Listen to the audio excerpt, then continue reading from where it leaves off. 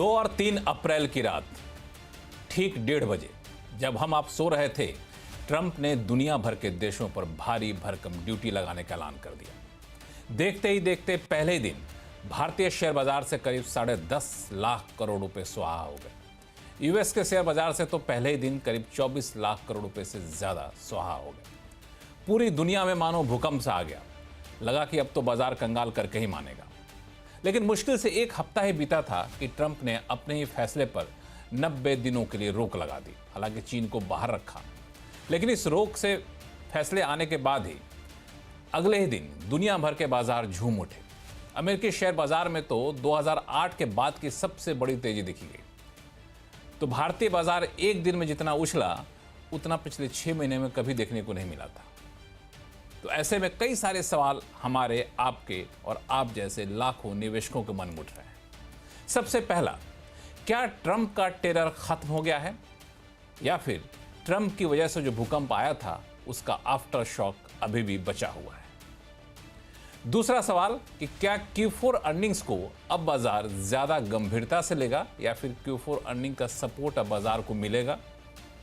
और तीसरा सवाल जो शेयर बाजार का हर निवेशक जानना चाहता है, जिनकी संख्या 22 करोड़ के आसपास पहुंच गई है, कि आम रिटेल निवेशक अब क्या करें। तो इन तीनों सवाल का जवाब आज आवाज अड्डा में ढूंढने की हम कोशिश करेंगे। नमस्कार, मैं हूं लक्ष्मण रॉय और हमारी इस कोशिश में हमारा साथ देंगे बाजार के दिग्गज आनंद राठी के वेल्थ के डिप्टी सीईओ फिरोज अजीज साहब, ट्रस्ट म्यूचुअल फंड के सीआईओ मिहिर वोरा जी हैं, इंक्वेटिस के सीआईओ जसप्रीत सिंह अरोड़ा साहब हैं, और रॉकसेस्ट कैपिटल के मैनेजिंग पार्टनर अभिषेक अग्रवाल साहब हैं। ये जो 4 लोग आपके सामने दिख रहे हैं ना, वो दिन रात शेयर बाजार को देखते हैं। भारत का शेयर बाजार हो, विदेश का शेयर बाजार हो, और आप जैसे निवेशकों के पोर्टफोलियो को हैंडल करते हैं। तो अगले 1 घंटे तक कहीं मत जाइएगा, क्योंकि 1 घंटा जो है ना, आपकी ज़िंदगी के लिए काफ़ी अहम साबित होने वाला है। क्योंकि इस तरह की गिरावट, इस तरह की हलचल बाजार में कभी कभार ही देखने को मिलती है। तो शुरुआत में फिरोज अजीज साहब आपसे ही करना चाहूँगा कि ट्रंप साहब ने जो डर दिखाया था और उसके बाद जो भूकंप आया था, क्या माना जाए कि अब वो भूकंप खत्म हो गया है, या फिर अभी आफ्टर शॉक आना बाकी है? नमस्कार लक्ष्मण सर। मेरे हिसाब से जो भूकंप आया था उसके आफ्टर शॉक्स और ट्रेमर्स जरूर हैं, क्योंकि अभी तक वो भूकंप को कौन हु विल ब्लिंक फर्स्ट ये पता नहीं लगा है। ऑफ कोर्स काफी सारे कारण हैं, क्योंकि ट्रंप ने अपने निर्णय को वापस रिवर्स किया। जैसे आपने सही फरमाया कि चाइना को सेपरेट रखा है। पॉइंट मैं ये कहना चाहूंगा कि ट्रेमर्स होंगे, पॉइंट 1। पॉइंट 2, ये भूकंप का जो बेनिफिट इंडिया को होने वाला है लॉन्ग टर्म में, मैं बहुत बुलिश हूं। ऑफ कोर्स बहुत सारे 6-7 रीजंस हैं, क्योंकि जो पूरी जो पानी में कोई अनसेटलमेंट नहीं थी, पूरी वाटर को उसने अनसेटल किया, मडी किया। जहां वापस सेटल होगा, इंडिया की जो पहले स्थिति थी उससे कई गुना बेहतर होगी ग्लोबल ट्रेड में। हम हमेशा चाइना से कंपीट करना चाहते थे, चाइना +1 की बात करते थे, मेरा बट सवाल चीप आपसे ये है लेबर। कि जब ये ग्लोबल ट्रेड में इंडिया की स्थिति बेहतर होगी, इसके बावजूद इंडिया मार्केट डरा हुआ क्यों इतना है? क्योंकि मैं देख रहा था कि इंडिया का जो एक्सपोर्ट है बहुत ज़्यादा होता नहीं है, चीन से तुलना करें तो टोटल एक्सपोर्ट बास्केट में भी यूएस की हिस्सेदारी बहुत कम है। फिर हम डरते क्यों इतना? सर डरते फिरोज नहीं साहब। है, अगर आप रिलेटिव टर्म्स में देखें। Laxman sir, if this question is for me, India और ब्राजील 2 ही मार्केट हैं जो 3 दिन पहले मैं आंकड़े देख रहा था, 2 दिन पहले के आंकड़े हैं। 2 ही मार्केट थी जो 20 मार्केट देखी थी जो पॉजिटिव में थी। ओके, बाकी एक मार्केट थी जीरो पे, बाकी सब ज्यादातर नेगेटिव में थी। 1 महीने की परफॉर्मेंस, 2 दिन की परफॉर्मेंस में भी, जब ट्रंप ने मंडे को, इस हफ्ते के मंडे को जो तहलका मचा था, उसमें भी हम 3rd बेस्ट मार्केट थे out of the 20 markets analysed. देखिए, जब जब भूकंप आता है, तो जैसे मैं बैंकॉक में था जब म्यांमार में भूकंप आया। बैंकॉक में भी 7.7 जो होटल में था, वो भूकंप, एक्चुअल भूकंप देख के आया हूं मैं लास्ट मंथ। तो मैं ये कह वहीं रहा पे हूं थे आप? कि सब जगह एक रिलेटिव फॉल तो आएगी। अब वो फॉल में हम कहां प्लेस्ड हैं वो बताता है कि ब्राजील और इंडिया इसके लॉन्ग टर्म बेनिफिशियरी जरूर होंगे। और क्योंकि अगर यूएस में माइग्रेशन बंद कर दी गई है, उधर की पर कैपिटा इनकम जो है $80,000 है और इंडिया की $2,500 है, चाइना की $13,000 है। चाइना से नहीं लेना तो चीप लेबर मिलेगा कहां से? तो मैं ये कह रहा हूं कि इंडिया की स्थिति बेहतर होगी। अब इंडिया उसको कैपिटलाइज करेगा कि नहीं करेगा, बट अगर आप ये प्रार्थना करते थे कि इंडिया चाइना +1 और चाइनीज से compete करेगा, तो ये आपका मौका जरूर है एज अ देश। बिल्कुल ये मौका है, लेकिन इस मौका को कितना ज़्यादा मोनेटाइज कर पाएंगे, भुना पाएंगे, इसको लेकिन मेरे मन में कई सारे सवाल हैं जिस पर मैं आगे चल के शो में आपसे बातचीत करूंगा। मिहिर वोरा साहब, एक बात जो फिरोज साहब ने कहा कि भूकंप आ गया है लेकिन इसके आफ्टर शॉक अभी बाकी है, तो मैं आपसे थोड़ा सा अलग सवाल पूछूंगा इसी को लेकर के कि क्या स्थिति ऐसी भी हो सकती है कि फरवरी में जो हालत हम लोगों ने देखा था, क्या हम लोग वहां तक फिर जा सकते हैं कि नहीं, अब वो बुरा दौर चला गया? नमस्कार लक्ष्मण जी। देखिए, आफ्टर शॉक्स तो आएंगे, और वॉलेटिलिटी तो बिल्कुल रहेगी, क्योंकि अभी भी 90 दिन की जो ब्रीदिंग स्पेस मिली है उसमें भी काफी सारे नेगोशिएशंस, काउंटर नेगोशिएशंस वगैरह होंगे। उसमें क्या होगा कि जो ग्लोबल बिजनेसेस हैं, मल्टीनेशनल्स हैं या यूएस बिजनेसेस हैं और इवन एक्सपोर्टर्स हैं, चाहे वो इंडिया में हो चाहे चाइना में, वो कोई बड़े डिसीजंस नहीं लेंगे। तो एक तरह की जो डिसीजन पैरालिसिस जो है वो तो रहेगी।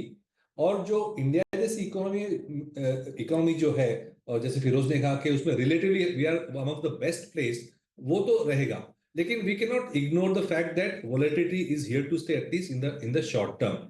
मुझे लग रहा है ये एंड गेम शायद 90 दिन का वेट ना करे, क्योंकि सबसे ज्यादा नुकसान इसमें तो यूएस का ही होने वाला है। और जैसे हमने देखा, एक हफ्ते में काफी सारी चीजें समझ में आ गई, बाजार की वॉलेटिलिटी न सिर्फ स्टॉक मार्केट में, बट फाइनली जिस तरह से बॉन्ड मार्केट टूटा, वो एक सबसे बड़ा झटका था। और यूएस एडमिनिस्ट्रेशन ने उसकी वजह से 90 दिन का ये जो डिसीजन लिया, और एक्सेप्ट चाइना बाकी सब कंट्रीज को 10% में अभी फॉर द टाइमिंग रखा हुआ है। तो आई थिंक मूविंग पार्ट्स काफी है। एक बड़ा स्ट्रॉन्ग सिग्नल यूएस को मिला है, और मुझे लगता है कि ये सिचुएशन जल्दी सलटेगी। 90 दिन की शायद हम वेट ना करें। देखिए, उद्देश्य ठीक है, यूएस को अपनी ट्रेड डेफिसिट घटानी है, यूएस में एम्प्लॉयमेंट बढ़ानी है लॉन्ग टर्म में, बट ये तरीका इतना इजी नहीं है। इसको लॉन्ग टर्म प्लानिंग की करना पड़ेगा। ये एक बहुत ही क्रूड वेपन उन्होंने यूज किया है। मेरे ख्याल से नेगोशिएशन टेक्टिक था, काफी हद तक, थोड़े हद तक सफल हुए हैं, बट वॉलेटिलिटी तो रहेगी। रही बात, क्या हम फरवरी वाले लेवल्स में जा सकते हैं? डेफिनेटली जा सकते हैं, बट मुझे लगता है चांसेस कम है। और उसके लिए मुझे सबसे बड़ी रीजन मैं ये बोल रहा हूँ कि वॉलेटिलिटी की वजह से भी हम डाउनसाइड रिस्क लिमिटेड है। उसकी ये वजह है कि क्लियरली जो मार्केट्स ग्लोबली सिग्नल दे रही है, वो ये कह रही है कि यूएस अगर अपनी फिजिकल डेफिसिट नहीं घटाएगा तो कितना भी कर ले, बॉन्ड प्राइसिंग में प्रॉब्लम होगी। हमने देखा था कि in spite of all this, dollar weak हुआ और बॉन्ड प्राइसेस घटे हैं, बॉन्ड यील्ड्स बढ़े हैं। इतनी हद तक कि अब तो गोल्ड भी एक सेफ हेवन बन गया है, और US is now being perceived as a very risky market. मुझे लगता है कि सिचुएशन इन्फ्लेशन की ओर जा रही है यूएस में, और इन्फ्लेशन की वजह से और भी प्रॉब्लम्स होंगे, बट इसके बावजूद उन्होंने टैक्स कट किए। अभी कल जो बजट पास करवाया प्रपोजल्स, उसमें टैक्स कट किए हैं और फिजिकल डेफिसिट बिल्कुल घटाने की बात नहीं कर रहे हैं। तो अगर ऐसा रहा तो बॉन्ड यील्ड्स ऊपर ही रहेंगे और उनको और तकलीफ होगी फ्यूचर में। और उसका एक ही एंड गेम मुझे लग रहा है कि liquidity will be pumped into the global system. Money printing वापस शुरू हो जाएगी, डायरेक्टली या इनडायरेक्टली। यूएस को तो करना ही पड़ेगा अगर अपने बॉन्ड्स को रिफाइनेंस करना है। चाइना, क्योंकि ये इतना बड़ा थ्रेट है उनके लिए, वो अगेन पंप प्राइमिंग करेगा। स्टिमुलस उन्होंने दिसंबर में ऑलरेडी एक किया है, मुझे लगता है एक और बड़ा स्टिमुलस चाइना में भी आएगा। तो मुझे लगता है अगर स्लो डाउन की ओर दुनिया जा रही है तो लिक्विडिटी बहुत ज्यादा पंप होने के चांसेस हैं। और वो गोल्ड प्राइसेस हमें दिखा रहे हैं, डॉलर की वीकनेस हमें दिखा रही है। और ये सिचुएशन में इंडिया जैसी कंट्री जो एक्सपोर्ट्स पे ज्यादा डिपेंड नहीं करती है, उनको मेरे ख्याल से फ्लोज और रिस्क एसेट्स और रिस्क फ्लोज इंडिया में आ सकते हैं। तो इस तरह से मुझे लगता है कि डाउनसाइड लिमिटेड है, irrespective of all this volatility. हालांकि इसमें मैं सिर्फ ये जानना चाह रहा था, जसप्रीत अरोड़ा साहब, आप इस पर फोकस करिएगा कि जो वश था वो था कि टैरिफ लगा देना, आंख बंद करके सारे देशों पर लगा दिया टैरिफ, डिस्काउंटेड रेट सोकॉल्ड नाम दिया गया, तो उससे तो उबर गए हम लोग। अब 90 डेज का जो पीरियड है, इसमें कौन कितना नेगोशिएशन करता है, नेगोशिएशन में भी हम लोग भारत जैसे देशों का जो उन्होंने चार्ट बनाया था कि भारत ऐसे देश है जहाँ नेगोशिएशन बातचीत आगे बढ़ रही है, तो वो तो 90 डेज से पहले वाला जो टैरिफ था, रेसिप्रोकल टैरिफ, उस स्थिति पे तो अब यूएस लाएगा नहीं हम लोगों को। तो इतने में खुश हो जाना चाहिए, अब बाजार को अपने चाल से चलना चाहिए, ना कि यूएस की चाल से। Yeah, hi, good evening and namaskar to everyone and to my fellow panelists. So आपने बहुत अच्छा पॉइंट लिया लक्ष्मण जी। तो हमें टेक्निकल भाषा में जैसे रेजिस्टेंस और सपोर्ट कहते हैं, we have got the resistance and we got the support, right? तो 10% इंडिया के लिए, 10% और 26%, या तो 10% India and plus so many other countries, 10 तो लगना ही लगना है, उन्होंने क्लियर कर दिया। Let's go back to 10 and higher side 26। अब बीच में it is all up to individual countries. हमें लगता है कि कौन कितना अच्छी डील बना सकता है यूएस के साथ, एक्सक्लूडिंग चाइना, राइट? चाइना का कोई लिमिट नहीं है, वो आज 80 था, उन्होंने भी 125 कर दिया, कल को 150 कर देगा, उनकी तो लिमिट की कोई वो नहीं है, यू कांट एक्सपेक्ट दैट। तो broadly I think everyone knows कि अब क्या विंडो है जिसके अंदर नेगोशिएशन होनी है, the floor and the max, the min and the max, and वो 90 दिन की window. And as Mir sir said rightly, I don't think इसमें एक 90 दिन जैसा कुछ बहुत ज्यादा कुछ करना है, because all other countries including India bilaterally अपना डिस्कशंस कर ही रहे थे of channel at a lower level, and I think between 30 to 60 days सबकी अपनी अपनी डील बन जानी चाहिए, and excluding China. And to the other part of your question, sir, I think the large part of the earthquake or the भूकंप, if you're saying, वो हो चुका है। उसके माइल्ड ट्रेमर्स, जैसे सब्सिक्वेंटली भी ट्रेमर्स आते रहते हैं, माइल्ड ट्रेमर्स हल्के फुल्के 2-4% ऊपर नीचे वाले, I think we'll have to get used to the next 30 to 60 days। उसके माइल्ड ट्रेमर्स आते रहेंगे, बट देन वी नो कि हमें कैसे तैयार रहना है उसके लिए, while also preparing for the medium to long term story which appears rock solid as Aziz also had। बिल्कुल, हालांकि मुझे लगता है कि जब हम लोग मेन शॉक झेल चुके हैं तो आफ्टर शॉक को लेकर लोग बहुत ज़्यादा टेंशन में होंगे नहीं। और फिरोज साहब तो ग्राउंड जीरो पे थे अर्थक्वेक के टाइम में, तो उनका अनुभव तो ज़्यादा अच्छा है, तो वो जो है मुझे लगता है कि वो भी तैयार होंगे कोई आफ्टर शॉक आता भी होता। अभिषेक अग्रवाल साहब, तो आप लोग भी डरे हुए कि नहीं, अब यूएस का डर खत्म हो गया आप लोगों के अंदर से? लक्ष्मण जी, डरने वाली ऐसी कोई बात नहीं है ऑनेस्टली, अगर हम थोड़ा इसको डीपर अच्छा, ये में अच्छी बात है। समझें। बाकी पैनलिस्ट को बता दूं कि अभिषेक अग्रवाल साहब हमारे साथ कई शो में आए हैं, लेकिन कभी भी निगेटिव कभी साउंड नहीं किया, हमेशा जो है सो खुश रहते हैं और पॉजिटिवली देखते हैं। डरने वाली बात नहीं है इनका, बिल्कुल लाइन लेके चलते रहते हैं। हाँ बताइए।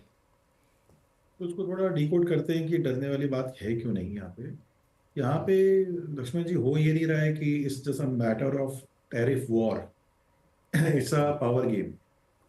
चाइना जो है पिछले 15-20 साल से कंसिस्टेंटली ग्रो करते हुए जा रहा है, और अब उसकी जीडीपी इतनी बड़ी हो चुकी है कि वो अमेरिका के बराबर हो चुका है एंड उसे टक्कर देने में खड़ा है। अमेरिका का डर ये है कि कहीं उनकी करेंसी फेल नहीं कर जाए, बिकॉज उनके सामने अब युआन एक नेक्स्ट चैलेंज होगा। उनकी खुद की जो ट्रेड डेफिसिट है वो $1 ट्रिलियन साल की है, और ये सारी प्रॉब्लम वहां से शुरू होती है जब ये 2008 का जो ये बबल हुआ था उस समय, और अमेरिका ट्रबल में गई थी। वहां से उन्होंने रुपए छापने शुरू किए, डॉलर छापने शुरू किए।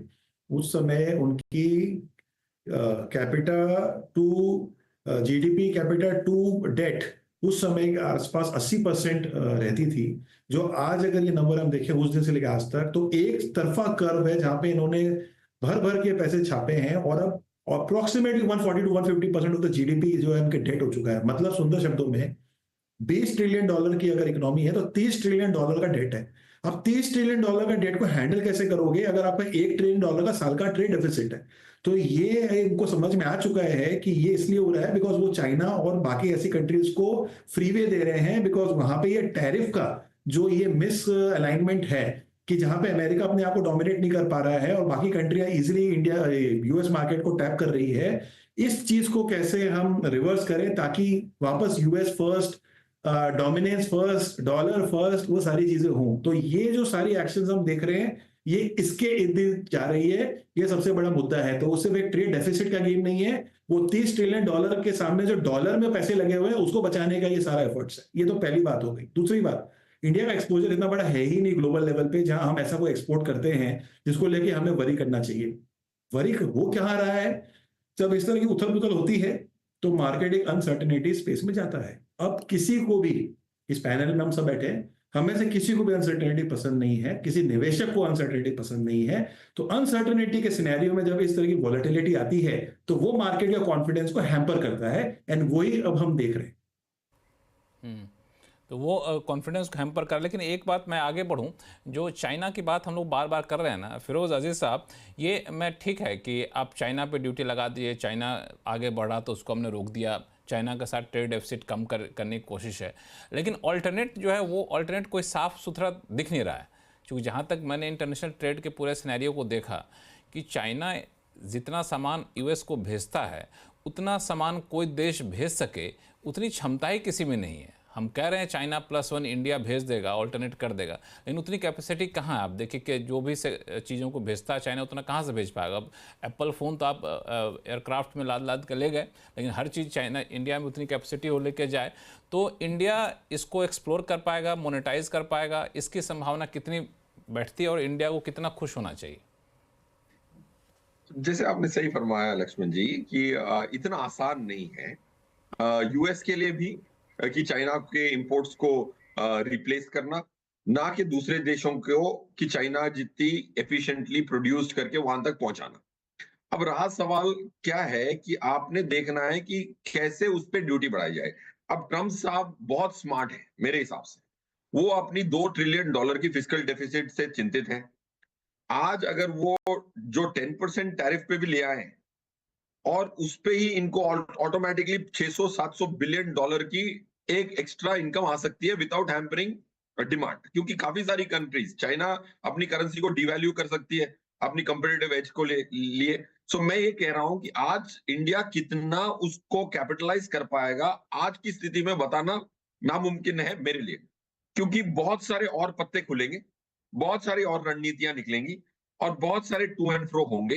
Of course so I personally think capitalise जरूर करेंगे, थोड़ी कोलैटरल बेनिफिट जरूर होगी, बिकॉज वियतनाम को देख लें, दूसरी कंट्रीज जो है जैसे अपैरल्स जो एक्सपोर्ट करते हैं उनकी काफी सारी हमसे जो compete करते हैं ग्लोबल मार्केट में, उन पे भी टैरिफ्स काफी अच्छी खासी भरकम लगाने की उम्मीद थी। ऑफ कोर्स नाउ 90 डेज का डेफरल है। To answer your pointed question, मेरे हिसाब से इंडिया कैपिटलाइज कर पाएगा, बट इतना ज्यादा नहीं। जैसे आपने सही फरमाया कि it's not very easy to replace China. उनकी जो ट्रेड डेफिसिट है $320 बिलियन की है यूएस के साथ, वो बहुत बड़ी डेफिसिट है। हमारी $50 बिलियन की डेफिसिट है, बट हम ऑयल उनसे खरीद सकते हैं। काफी सारे चीजें हम अपनी नेगोशिएशन, हम एक बहुत ग्रेशियस कंट्री थे कि हम टेबल पे बहुत कंस्ट्रक्टिवली नेगोशिएशन के लिए आए थे। काफी सारी कंट्रीज ने वो इतना पहल नहीं की थी, हमने पहल की थी। That's why we are in a good spot.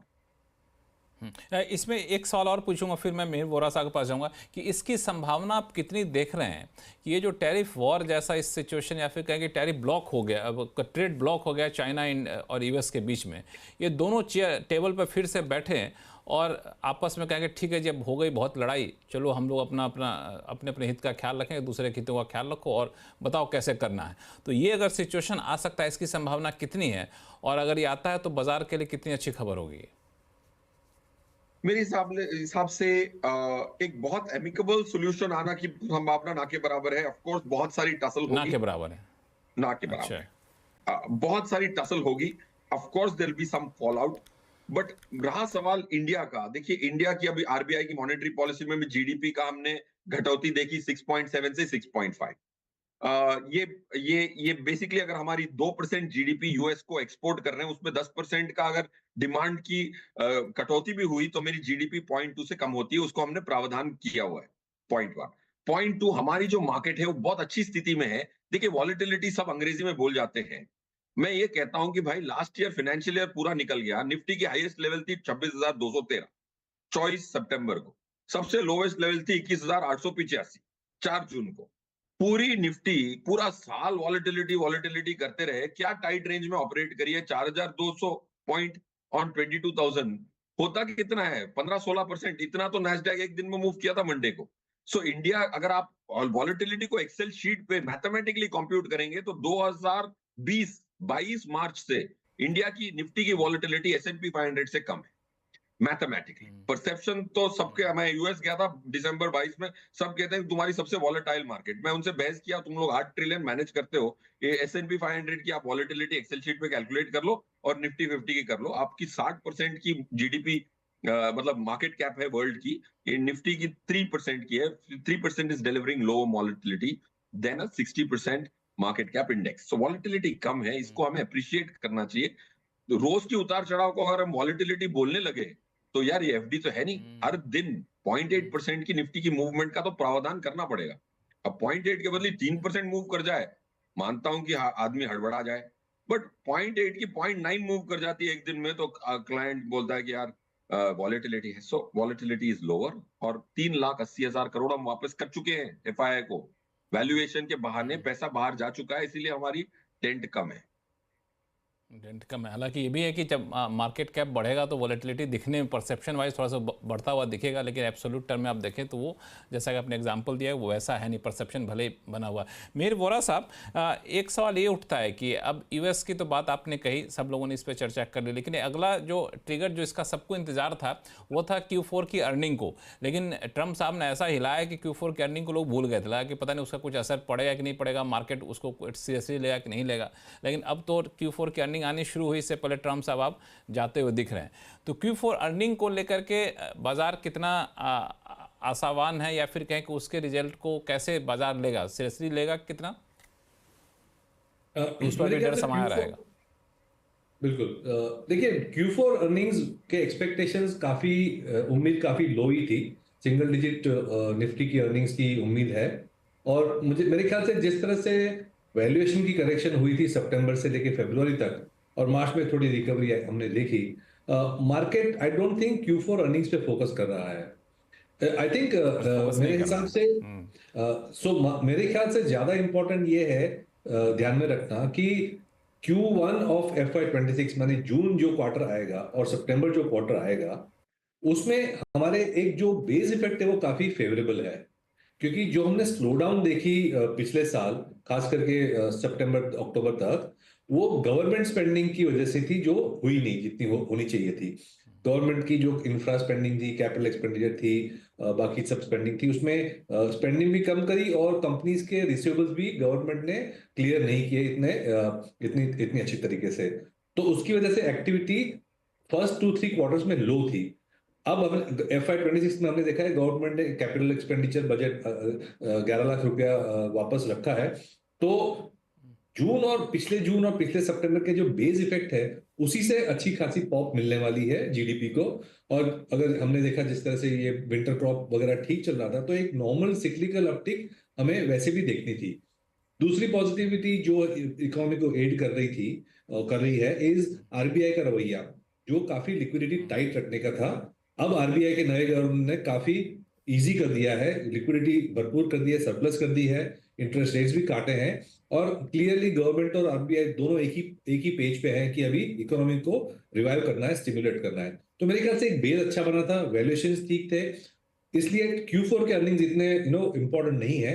क्योंकि Q1 और Q2 जो है सितंबर क्वार्टर में, वैसे ही अर्निंग्स पिकअप होने थे।